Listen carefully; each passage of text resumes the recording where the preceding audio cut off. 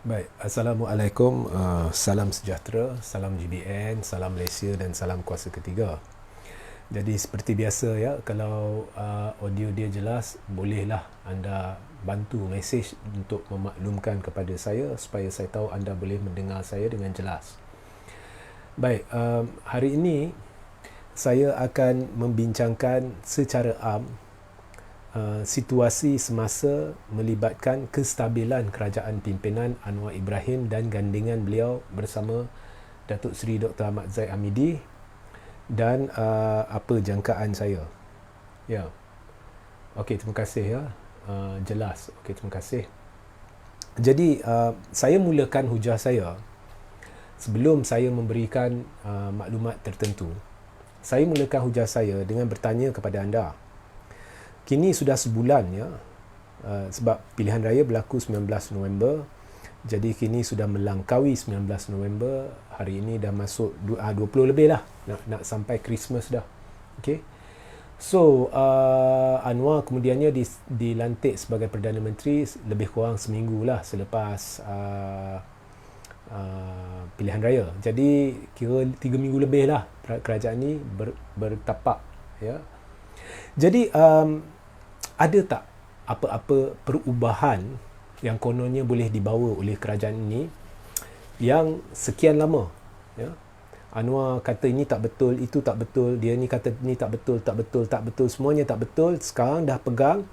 Okay. Ada tak sebarang janji yang telah dilafazkan ditunaikan? Okey, kita mula dengan masalah telur. Sudah diselesaikan? Tak kan? Kita cerita harga ayam 3 minggu lebih dah diselesaikan? Belum kan?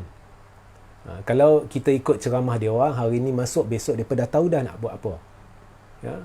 Kalau ikut cakap-cakap Rafizi, dia ni memang cukup tahu apa masalah sebenar dalam negara. Kemudian MPN tak betul lah, Majlis Pemulihan Negara gagal sebab dia tak beri sebarang penyelesaian dan sebagainya. Itu yang dikata-katakan sebelum PRU 15. Sekarang ni dah masuk kerajaan. Ada tak anda dengar satu rangka jalan penyelesaian kepada masalah ekonomi negara, jangka pendek, sederhana dan panjang, dibentangkan atau diceritakan kerangka dia? Ada tak? Tak ada. Okey. Jadi ada apa-apa tak yang signifikan? Okay, kita ambil yang paling remeh lah. Berpuluh-puluh ceramah, berpuluh-puluh kali Anwar berkata, dia tekankan, hari ini menang, beri saya 24 jam, harga minyak akan turun. Ada tak turun? Dia bukan cerita turun 10 sen, 20 sen. Dia ni maksudkan turun besar. Ada tak? Tak ada. Ya? Kalau ada pun RON 97. Yang minyak orang-orang kaya ni, itu pun turun 10 sen. Jadi sebenarnya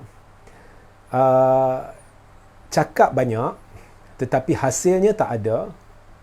Yang ada ya, hari-hari propaganda, seolah-olah mereka ni pembangkang ya? Hari-hari propaganda. Termasuklah yang Anwar cerita, kononnya dia ni cakap tak betul, itu cakap tak betul, saman sini, saman sana ya? Menakut-nakutkan rakyat, oh jangan sebar berita palsu, walhal naratif kerajaan pun berita palsu, iaitu ini kerajaan perpaduan. Okey. So banyak tak dicerita, banyak yang kita sebenarnya tak tahu what is so special about this government, yang depa dah apa dulu kerajaan ni gagal, itu gagal, tapi saya lihat yang ni lagi gagal, dia sedang menumpu kepada dendam dan saman. Itu pun saya nak tanya Anwar. Dia saman individu-individu tertentu kerana mendakwa Anwar ni moral dia tak betul, seksual dia tak betul dan sebagainya. Tetapi kalau Anwar sendiri pergi ke YouTube Luqman Adam, di situ ada satu video, satu ceramah Luqman di Tambun. Di Tambun, Anwar berkata, sebenarnya Azmin Ali ni kekasih Anwar dan sebab itu Wan Azizah cemburu. Dan ini dia Luqman gelar cinta tiga segi. Dan dia kata, walaupun Anwar sudah diampunkan, dia ni tak boleh nak kikis tabiat seks luar takbi. Jadi saya pelik. Anwar tak saman Lokman ke? Jadi saya haraplah Menteri Besar Kedah ambil perhatian terhadap video tu supaya masa di dalam mahkamah tu bolehlah guna video Lokman sebagai bahan bukti. Begitu juga pihak lain yang disaman. Jadi saya lihat kerajaan ini menumpu kepada menimbulkan persepsi, dan kerajaan ini diterajui oleh mereka yang telah kencing rakyat sebelum pada selepas PRU 15. Kalau PKR, DAP semua tolak kleptokrasi. Ya, kleptokrat no, tak boleh kerjasama. Ya. Kluster mahkamah tak boleh. Lepas pilihan raya berpeluk-pelukkan. Kemudian kleptokrat jadi timbalan Perdana Menteri yang digelar kleptokrat. Ya. Kemudian dihalalkan dengan naratif palsu. Kononnya ini adalah atas titah Seri Paduka Baginda Tuanku. Biar saya jelaskan itu pembohongan. Dah berapa kali saya jelaskan. Pelantikan Anwar adalah menurut Perlembagaan Persekutuan atas kebijaksanaan Seri Paduka Baginda yang di-Pertuan Agong, iaitu pada hemat Tuanku, Anwar mungkin dapat majoriti. Jadi pada ketika itu Anwar memimpin parti yang dapat 82 kerusi. Jadi yang kedua terbanyak ialah Perikatan Nasional dapat 73 kerusi. Jadi oleh kerana Muhyiddin dicalonkan dan Anwar dicalonkan, jadi pada hemat Tuanku, Anwar mendapat sokongan 82 ahli parlimen untuk menjadi calon. Jadi atas dasar itu, pada hemat Tuanku, Anwar mungkin dapat majoriti. Jadi dia melantik Anwar bukannya sebab ada kerjasama ke tidak. Itu palsu, naratif palsu. Agong tidak pernah titahkan wajib BN kerjasama dengan PH. Tidak ada dalam perlembagaan kerjasama parti dalam hal-hal melibatkan pelantikan Perdana Menteri. Yang ada hanya melibatkan ahli-ahli Dewan Rakyat dan sokongan mereka. So, banyak kencing mereka, naratif dia. Kalau belah UMNO, Zahid pula memperdaya ahli-ahli parlimen BN. Malam ni buat mesyuarat dah setuju tak akan sokong Anwar, tak akan sokong Perikatan Nasional. Mereka akan duduk pembangkang, dan dengan cara itu, dengan helah itu, dia dapat mandat daripada kesemua 30 MP Barisan Nasional agar dia pergi mewakili mereka berjumpa Agong. Tapi dalam senyap Zahid buat warkah kepada Agong, dan dia tipu di dalam warkah itu kononnya 30 MP sokong Anwar. MP terkejut mendengar benda ni. Ramai minta Zahid letak jawatan. Tetapi Zahid terdesak nak jadikan Anwar Perdana Menteri. Kemudian selepas Anwar dah jadi Perdana Menteri, mereka pula main naratif palsu, kononnya Agong titahkan BN jadi sebahagian daripada kerajaan perpaduan kononnya. Dan dengan ini menghalalkan cara supaya boleh kerjasama dengan Anwar, walhal ketetapan parti pada ketika itu yang masih berkuat kuasa, yang ditetapkan pada Perhimpunan Agung UMNO yang wajib dituruti, yang tidak boleh ditandingi pada ketika itu, ialah no Anwar, no DAP. Tanpa syarat. Maknanya sampai Perhimpunan Agung yang seterusnya. Tapi semuanya dibenarkan. Okey, so rakyat dah kena kencing kau-kau. Ya, dan tengah kena kencing. Jadi sekarang ni, adakah Anwar akan bertahan? Okey, atas sebab-sebab tertentu, saya dah beberapa kali beritahu, saya tak jangka Anwar akan bertahan lebih 8 bulan. Itu maksimum yang saya jangka. Okey, tak sampai 8 bulan. Tetapi apa yang lebih penting sekarang adalah tumpuan pemilihan UMNO. Jadi dalam pemilihan UMNO yang bakal diadakan, kalau ikut saya secara peribadi, saya jangka bulan Februari atau Mac. Ya? Tapi maksimum perlu sebelum bulan Jun. Ya? Maknanya bulan Mei ke April ke Mac ke Februari. Tapi saya jangka Februari atau Mac. Kerana kes Mahkamah Zahid akan diputuskan lebih kurang pada bulan Februari atau Mac. Baik. Sekarang ni, kalau Zahid terlepas dari kes mahkamah dia, katakan, dan pemilihan UMNO belum berlaku, ini akan sedikit sebanyak membantu Zahid dalam pemilihan UMNO. Tetapi adakah Anwar boleh percayai Zahid? Jangan harap nak percaya Zahid. Sebab dah berulang kali dah dibuktikan bahawa misi Zahid adalah untuk UMNO kembali berkuasa, dan dia akan lakukan apa jua sekalipun.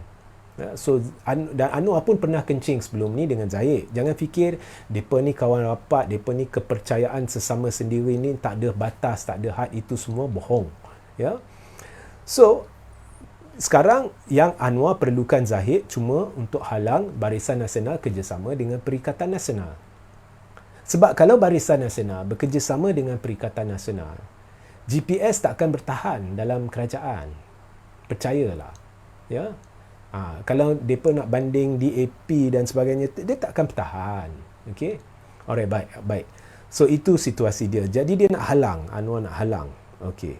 Dan kita pun tak tahu Anwar pada masa ni ada majoriti ke tidak, kita tak tahu. Hari itu undian suara, pelik. Itu pun selepas satu MOU yang tidak berperlembagaan ditandatangani. Dan disyaki sekarang MP walaupun sebenarnya kalau mereka tidak menurut kehendak MOU tu, kerusi mereka tidak tercicir, ya, dari sudut perlembagaan, tetapi mungkin mereka tertekan dan menyokong Anwar. Jadi bukan hanya undi percaya tu tidak membawa makna, kita sebenarnya tidak tahu berapa yang sokong Anwar atau adakah Anwar ada majoriti. Jadi disebabkan MOU tu, majoriti Anwar atau keabsahan kerajaan dia sentiasa akan jadi tanda tanya. Ya, kalau Anwar betul-betul berani, mengapa tidak tekankan perlunya ada undi belah bagi? Ya, Anwar tidak berani. Sekarang saya cabar Anwar. Okey, tak apa. Untuk tenteramkan rakyat, buat undian satu kaedah di mana undian secara rahsia, kita tidak tahu MP mana, ya. Kumpulkan MP, ini semua bukan formal lah, informal lah, tidak rasmi lah. Macam masuk kertas undi kan, kita nak tengok berapa sokong Anwar. Anwar berani buat? Tak berani, percayalah tak berani. Kalau buat secara tidak langsung ni, mungkin sekurang-kurangnya MP tak payah takut, dia tak tertekan, jadi dia bolehlah masuk, beri semua orang satu kertas, ya atau tidak sokong, masukkan ke dalam peti dan kita kira berapa yang sokong. Anwar berani buat tak? Tak berani. Jadi tak akan bertahan lah. Okey, kerana Anwar semestinya takut. Ya. Contohnya bila kes Zahid, andai kata Zahid dibebas dan dilepas, saya rasa selagi tidak ada campur tangan atau peguam negara tidak melepas dan membebaskan Zahid, saya rasa sukar bagi Zahid dilepas dan dibebaskan lah. Itu pendapat saya lah kalau ikut perkembangan kes. Tetapi untuk tujuan perbincangan, andai kata bebas, dia terlepas, ya, menerusi keputusan mahkamah. Jadi adakah Anwar selamat? Tidak. Jadi itu satu kebimbangan Anwar. Lagi satu, kalau tapi buat masa ni Anwar masih perlukan Zahid, ya, untuk elak Perikatan Nasional berkuasa. Tetapi kalau dalam pemilihan UMNO Zahid tercicir, macam mana? Zahid kena buat pemilihan UMNO ni secepat mungkin. Kalau tercicir, macam mana? Kalau tercicir, percayalah UMNO ni tidak akan kekal bersama Pakatan Harapan, kerana UMNO akan terkubur sekiranya terus bersama Pakatan Harapan sehingga PRU 16. Ya. Saya beritahu anda sejelas-jelas mungkin lah, esok kalau buat pilihan raya umum kan, UMNO tak akan bertahan. Ya. Akan berkubur. Ya. Kalau anda pergi luar sana pun, anda dengarlah cakap orang ramai. Anda boleh tahulah. Tak kira lah anda di Kuala Lumpur ke Ipoh ke apa ke. Tengok Padang Serai cukup. Ya. Daripada menjadi kubu kuat Pakatan Harapan, dia terus bertukar menjadi kubu kuat Perikatan Nasional, dan majoriti Perikatan Nasional 2 kali ganda berbanding majoriti Pakatan Harapan dulu. Kalau kita lihat di Tambun, bukan Tambun, apalah. Yang lagi satu pilihan raya kawasan negeri, ya. Kubu kuat BN tu, lepas tu kali ni majoriti dia kurang separuh. Ya. So penolakan terhadap BN ni akan berlaku sekiranya Zahid tidak disingkirkan. Jadi Zahid sebenarnya dia akan tersingkir berdasarkan maklumat yang saya dapat. Walaupun ada penganalisis tertentu kata dia mungkin bertahan, I don't think so. Dia akan tercicir sebab sudah berlaku penolakan besar-besaran dan kebimbangan dengan keadaan UMNO yang masih bersama PH. Ya, dan kebimbangan ini meliputi hampir majoriti cawangan-cawangan dan bahagian-bahagian. Ya. Dan satu-satunya cara Zahid boleh kekal ialah sekiranya Zahid berjaya mendapatkan persetujuan majoriti bahagian-bahagian untuk melakukan usul agar untuk meluluskan usul agar jawatan presiden tidak ditandingi. Dan untuk lakukan itu, Zahid perlu melakukan sesuatu untuk memastikan bahagian-bahagian ini memihak kepadanya. Adakah mudah Zahid melakukan demikian? Tak mudah. Saya tidak percaya majoriti bahagian akan sokong agar usul tak boleh bertanding jawatan presiden diluluskan. Saya tidak percaya ini akan berlaku, dan selagi itu tidak dilakukan, mustahil halang pertandingan jawatan presiden. Dan ingin saya maklumkan, sekalipun majoriti bahagian meluluskan usul tidak boleh tanding jawatan presiden, tahukah anda, seandainya tiba-tiba masih ada orang yang menidakkan ketetapan UMNO untuk tidak bertanding jawatan presiden, beliau tidak boleh dikenakan tindakan kerana mesyuarat MKT tidak boleh atasi perlembagaan parti. Dan perlembagaan parti jelas setiap 3 tahun perlu berlaku pemilihan presiden. Dan tidak ada mana-mana klausa di dalam perlembagaan parti yang boleh, di mana dibolehkan wajib menerima usul majoriti yang di mana usul itu menyatakan jawatan presiden tidak boleh ditandingi. Tidak ada dalam perlembagaan parti.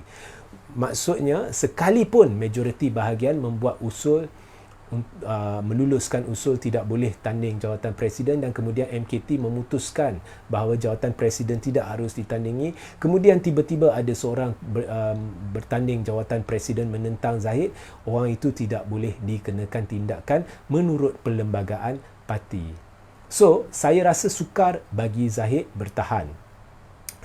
Of course, kalau kes mahkamah diputuskan dulu, Zahid memang dan Zahid didapati bersalah, automatik Zahid perlu memikirkan untuk meletak jawatan. Jadi amat sukar bagi dia untuk menang jawatan presiden.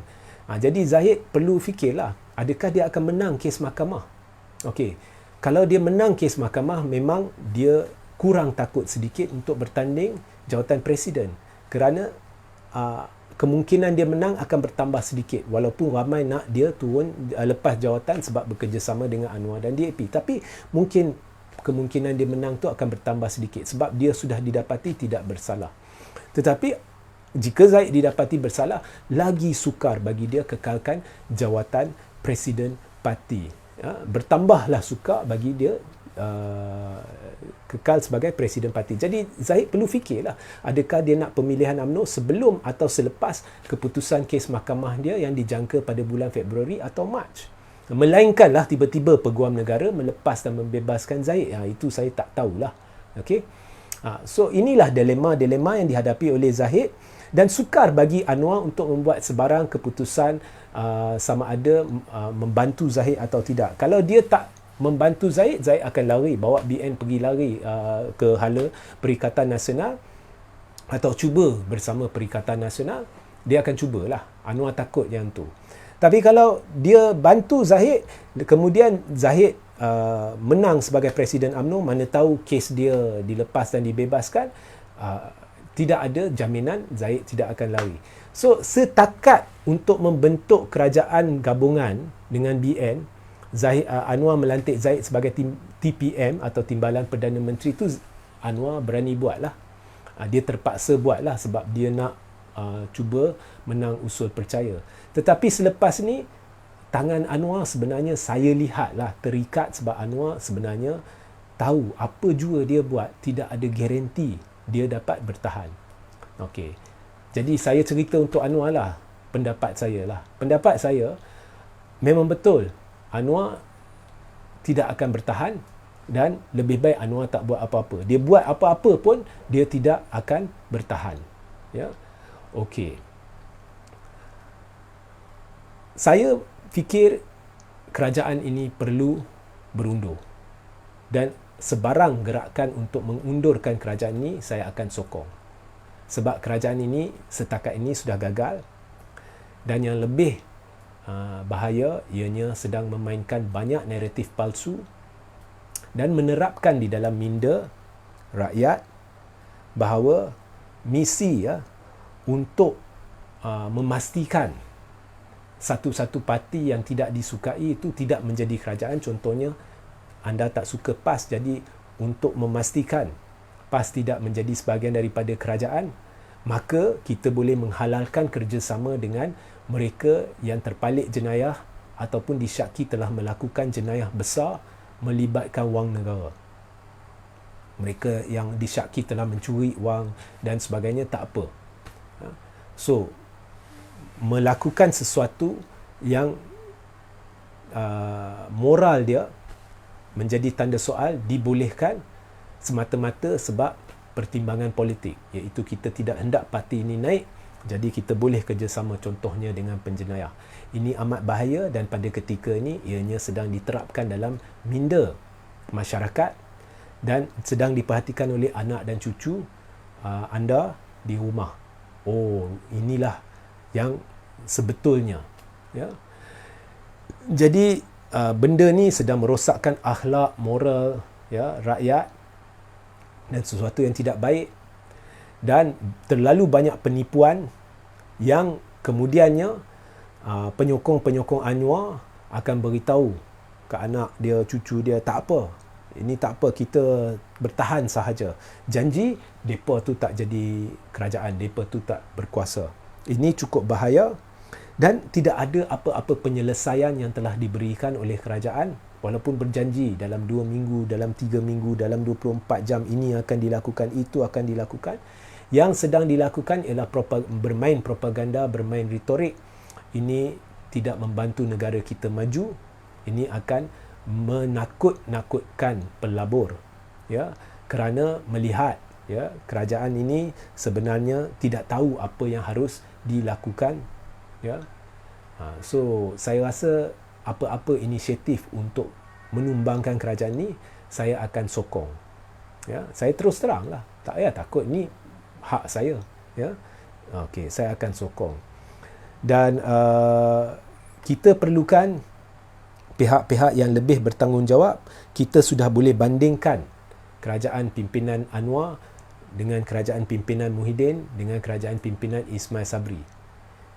So, saya lihat walaupun kerajaan-kerajaan terdahulu ada kegagalan-kegagalan dia, tetapi kerajaan ini paling tidak boleh diterima, menipu, berpolitik, berpropaganda, it's not good for the country. So, itu sahajalah pencerahan saya dan saya rasa anda pun sudah boleh rasalah kerajaan ini tidak akan bertahan. Ya. So, kita tengoklah pemilihan UMNO ni macam mana. Zahid boleh bertahan tak? Zahid bertahan ke tak bertahan ke? Anwar tidak boleh tidur lena. Sebab kerajaan dia tidak akan bertahan. Ya. Kita sudah lihat perangai Zahid. Ya. Kita sudah lihat. Orang yang tidak dipercayai, bagaimanakah anda boleh tiba-tiba memilih untuk mempercayai dia? Kalau Zahid boleh kencing kat penyokong dia untuk menjadi sebahagian daripada kerajaan, dia kerjasama dengan Anwar, adakah Anwar fikir dia tidak, esok Zahid tidak akan kencing Anwar? Zahid sudah kencing banyak orang, sebelum ni pernah kencing Anwar. Adakah Anwar fikir Zahid ni tidak akan kencing Anwar?